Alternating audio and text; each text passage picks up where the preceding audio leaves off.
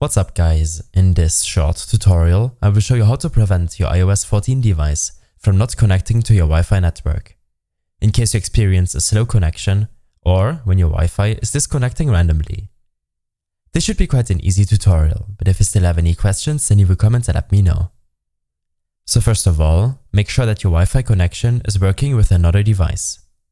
Restart your router or modem if you haven't done this in a while, and reduce the amount of devices using the same network connection. When this is done, and your connection is still not working properly, then open up your native settings application.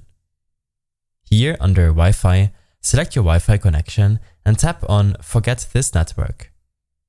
You should then be able to rejoin the network connection once your device picks up the connection. This should fix any DNS or security issues you might have. You should also make sure that the low data mode is disabled and that your device is automatically joining the network. Next, disable any VPN services or apps which could change your connection. If nothing helped, then you will have to reset your network settings. Under General, navigate to Reset and then here, tap on Reset Network Settings. This will make sure that your native network connection settings will be changed back to normal and should allow you to reconnect normally. As a last resort, I suggest restarting the device and making sure that you're close enough to the router or modem.